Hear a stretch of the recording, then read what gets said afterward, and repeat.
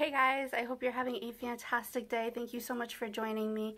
Today is Friday, August 14th. I had seen my primary care physician since she has graciously taken the lead with keeping an eye on me post-surgery, and I am so thankful that somebody is doing that.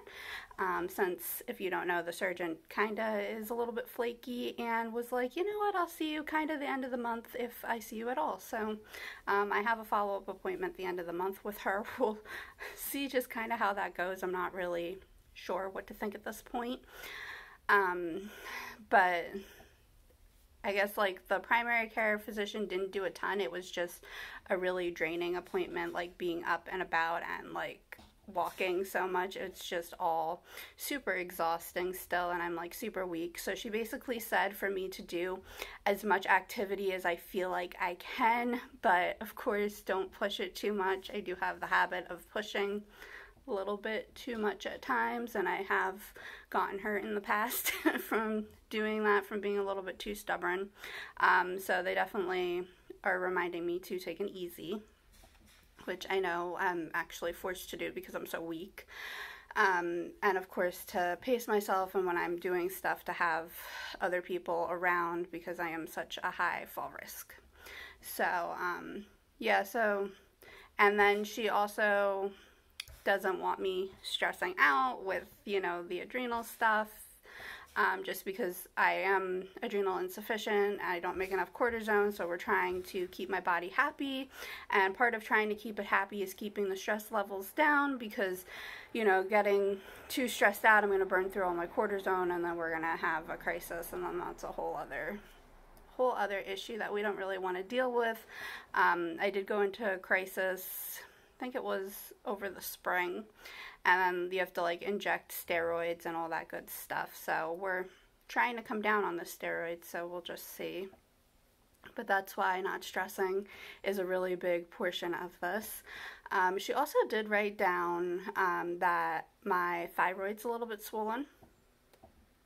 So I don't really know, like, if that's related, like, to the pheo, is it related to the surgery, is it related to one of my diseases, or is it something completely else? So she did order an ultrasound of my thyroids, but I wasn't able to get it done today. It was just way too much.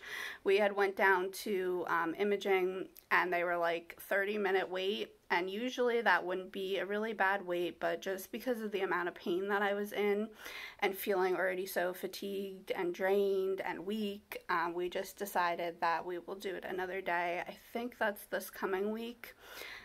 I have so many appointments, I can't keep track again, so I'd have to actually look up. So I have that, and then we're seeing neurology, I believe, this coming week. I have my Xolair injections, and then I believe my heart doctor, and I'm not sure about oncology which week that is. So we just have a ton going on. And my primary care physician did order like a generic lab, so I think that's a wonderful thing. We're checking on my D, see if we've had any improvement or if it bottomed out anymore. Hopefully that it kind of just stabilized the D. Yeah, I'm sure you could tell that I'm still pretty out of it, and I'm just so weak.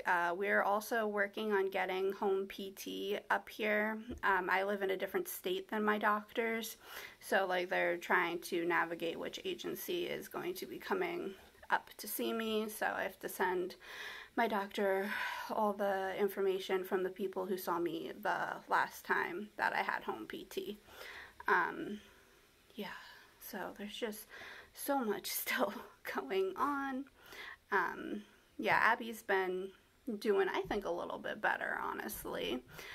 She's starting to get more comfortable with the fact that I'm in so much pain, and just getting more comfortable, like, being close to me again, which is wonderful, because, she's always with me. It's kind of her job to be close. If you have, like, a service dog or just any pet, that it's comforting when they're close to you, but then it's really hard, like, after surgery, because you are nervous. You don't want them too close because you don't want them to accidentally lean on you, but at the same time you don't want to push them away because they don't understand.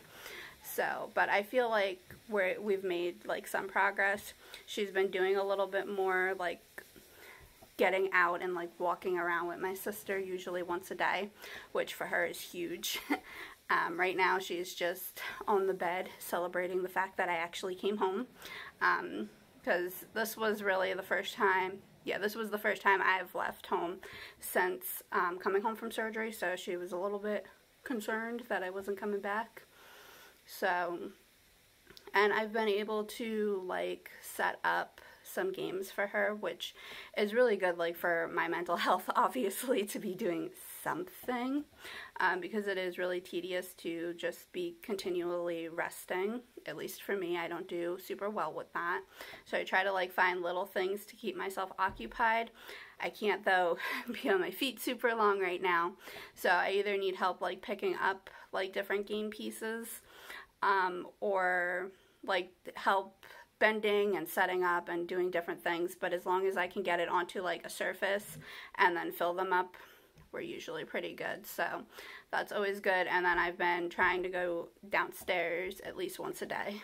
So, and then, the other thing is my lungs have gotten drastically weaker, so I'm going to be doing more exercises for them. I'm not really sure what's going on with that either. We don't know if it's directly related to surgery. I feel like it's probably not. I feel like surgery didn't help, but I did have inflammation already lingering in the lungs according to the last CT, so it's definitely something that just needs to be monitored. A lot of this stuff just needs to be monitored at this point, so that's what we're doing.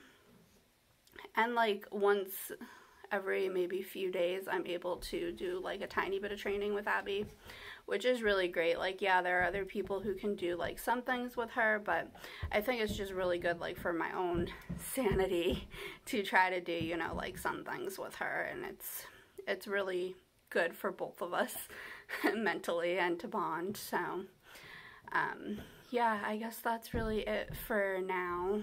I'm trying to think. I'm sure I left out other stuff.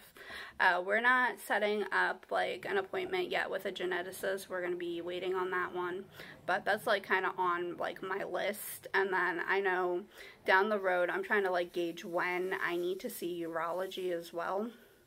So I'm not really sure. Like my doctor, on one hand, it's like we want to get stuff like done and get the ball rolling and, you know, start doing what needs to get done, but then on the other hand, like I need a lot of rest because I just had major surgery, and so it's like that fine line of what's super important and what can wait a little bit.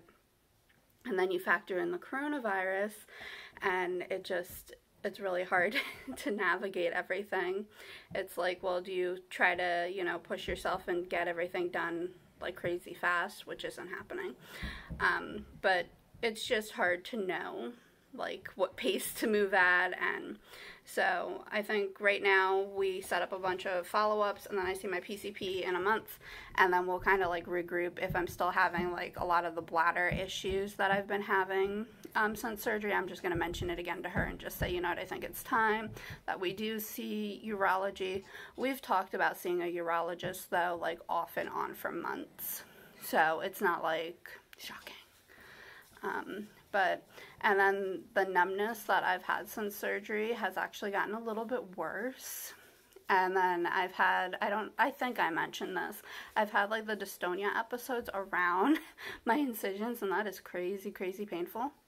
And I've just had like a lot of muscle tightening in general, so yeah, everything is like pretty angry, all my diseases. So alright guys, thank you so much for watching, and I will see you soon.